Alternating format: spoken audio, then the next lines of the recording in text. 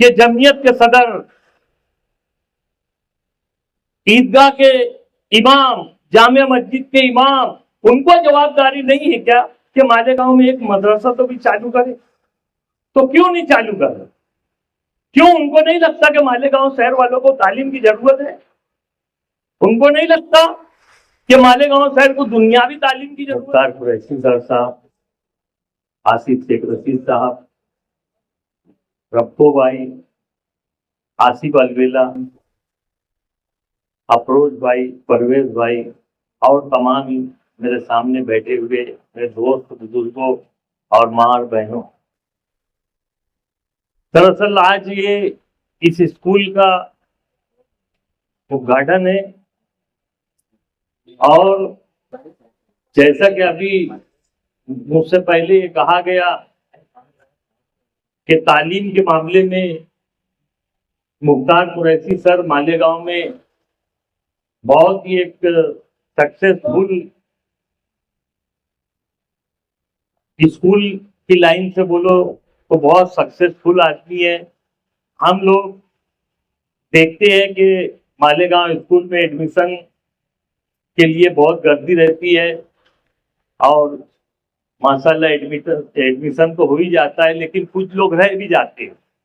जो लोग लेट जाते हैं वो रह जाते हैं। तो मुख्तार कुरैशी सर की ये जद्दोजहद है कि वहाँ का नाम है और वहाँ लोग इसके लिए ज्यादा से ज्यादा एडमिशन करते हैं कि वहाँ माशाल्लाह अच्छी पढ़ाई। बहरहाल आप जहाँ आज यहाँ बैठे हुए हैं, हसबा सोसाइटी को ये स्कूल दी गई है, ये इमारत दी गई है, ये वॉल कंपाउंड दिया गया है। दरअसल जैसा आज मुख्तार कुरैशी सर का नाम है कि वो तालीम की लाइन में बहुत गद्दावर एक हस्ती है, वैसे ही हमारे शहर में, मालेगांव शहर में शेख रशीद साहब, आसिफ शेख रशीद साहब, ये भी इस लाइन से माशाल्लाह बहुत बहुत आगे की सोच रखते हैं। और नहीं तो मैं आप लोगों के सामने अगर कुछ मिसाल दूंगा तो यहाँ सियासी बात हो जाएगी, लेकिन क्या करूं, रुक भी नहीं सकता। मैं आप लोगों को बताए बगैर रुक भी नहीं सकता। मैं एक छोटी सी मिसाल दूंगा, मुख्तार कुरैशी साहब भी ये बात देखेंगे और आप लोगों को भी समझ में आएगा कि मालेगांव शहर में तालीम की लाइन से और दीनी तालीम की लाइन से दुनियाई तालीम की लाइन किसको रहना चाहिए और कौन है।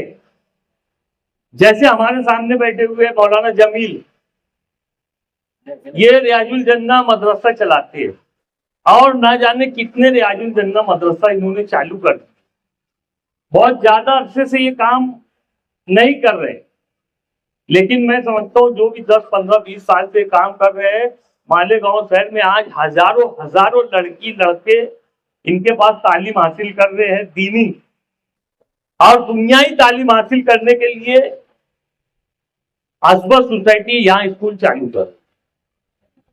मालेगांव में हमारे यहाँ दीनी तालीम देने के लिए जिनका नाम है, जिनको मालेगांव की आवाम ने चुन के दिया, वो दीन के लिए या दुनियाई तालीम के लिए कितना काम कर रहे हैं वो आप लोग समझ लो। मैं फिर एक बार कहता हूँ, ये सियासी स्टेट नहीं है, लेकिन गांव वालों की आंख भी तो खोलना जरूरी है।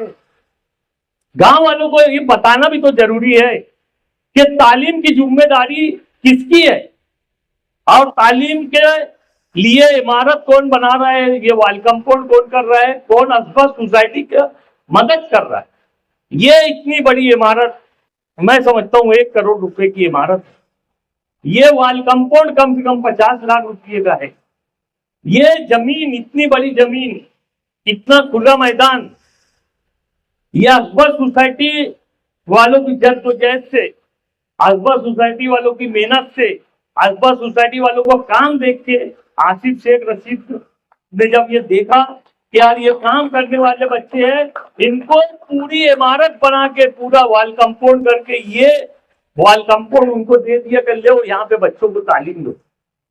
और हमारे शहर में तालीम का एक म्यार है, हमारे शहर के बच्चों को तालीम मिले, ये आसिफ भाई की सोच। लेकिन यहाँ पे जिनको जवाबदारी दी गई, जो बहुत दम भरते हैं कि जमीयत के सदर, ईदगाह के इमाम, जामिया मस्जिद के इमाम, उनको जवाबदारी नहीं है क्या कि मालेगांव में एक मदरसा तो भी चालू करे? तो क्यों नहीं चालू कर रहे? क्यों उनको नहीं लगता कि मालेगांव शहर वालों को तालीम की जरूरत है? उनको नहीं लगता कि मालेगांव शहर को दुनियावी तालीम की जरूरत है? क्या किया उन्होंने? हमने बहुत बहुत वक्त दिया, बहुत मालेगांव को पीछे करने के लिए उनको वक्त दिया। क्या किया उन्होंने? उनका काम है, उनकी जवाबदारी है। आज अमीनुल कादरी साहब का नाम मैं ले रहा हूं यहाँ पर, जो सुन्नी जमीयत से लग के काम करते हैं। अमीनुल कादरी, आप जाके इरा हाई स्कूल देख ले। अगर आप इरा हाई स्कूल देखेंगे, बहुत ज्यादा दिन से वो बेचारे लगे हुए नहीं, जितनी सर्विस इनकी बताई जाती कि कयामत तक के, ता जिंदगी तक के ये इमाम रहेंगे, ये वो रहेंगे, कुछ नहीं करेंगे और सब कुछ रहेंगे। और नहीं तो देखो अमीनुल कादरी साहब का जाके देखो, एरा स्कूल देखेंगे, आपकी आंख खुली के खुली रह जाएगी। मालेगांव स्कूल जैसा बड़ा कैंपस दिया है उन्होंने, मालेगांव स्कूल जैसी बड़ी बड़ी इमारत दी है। वहां का डिसिप्लिन देखो, वहां की पढ़ाई देखो, आप दुनियाई तालीम भी और दीनी तालीम भी सब साथ में दे रहे हैं। वो उन्होंने हॉस्पिटल बनाया है, गरीब नवाज हॉस्पिटल बनाया है। जमीयत को पकड़ के ता कयामत तक बैठने वाले वो ये बात समझ ले कि अमीनुल कादरी मौलाना साहब से सबक ले कि उन्होंने गरीब नवाज हॉस्पिटल बनाया है। कुसंबर हुए थे, जाके वहां देखे कि वो हॉस्पिटल कैसा है, कैसे गरीबों का इलाज हो रहा है वहां पे। फ्री में बोलो, कम कीमत में बोलो। मेरा एक दोस्त अभी उसकी घर वाली का लेके गया था, जिसको 2 स्प्रिंग डालना था, उन्होंने वहां से नासिक की चिट्ठी दी, सिर्फ और सिर्फ 50 रुपया खर्चा आया। 2 स्प्रिंग लग के घर वापस आ गई, 50 रुपया खर्चा आया था। तो ये गरीब नवाज हॉस्पिटल मौलाना अमीनुल कादरी साहब की देन है। मालेगांव शहर वालों के लिए एक लंबी चौड़ी इमारत हॉस्पिटल की, ये उनकी देन है। ये इनको जिनको जवाबदारी दी गई है, वो क्या कर रहे? वो क्या कर रहे? आप अगर किसी को ये बताएंगे कि ये सारी मिल्कियत आसिफ भाई ने तैयार की और असबा सोसाइटी वालों को जवाबदारी से दे दिए, तो लोग हैरान रहेंगे।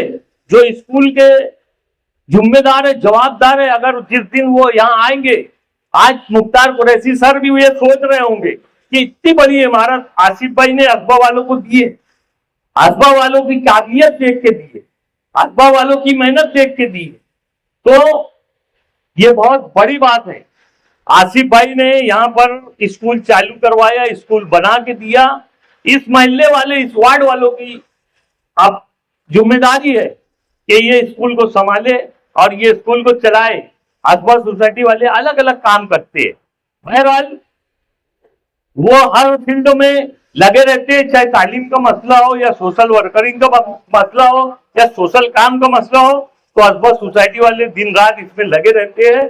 मैं इस मोहल्ले वालों को, इस वार्ड वालों से अपील करता हूं कि इस इमारत को संभालो और अपने बच्चों को पढ़ने के लिए यहाँ भेजो। इंशाल्लाह अभी आसिफ भाई और भी कोशिश करके यहाँ पर और भी स्कूल बढ़ाएंगे। जैसे अभी जूनियर सीनियर केजी है, उसके बाद अभी 1ली से 5वीं तक के स्कूलें भी बनेंगे इंशाल्लाह। तो आप लोग इसको संभालो अच्छी से, और असबा सोसाइटी वालों को मैं मुबारकबाद देता हूं और आसिफ भाई को मैं सलाम करता हूं कि उन्होंने इतनी बड़ी इमारत असबा सोसाइटी वाले को जवाबदारी पे दिया। मैं उनका भी शुक्रिया अदा करता हूं और अपनी बात खत्म करता हूं। अस्सलाम।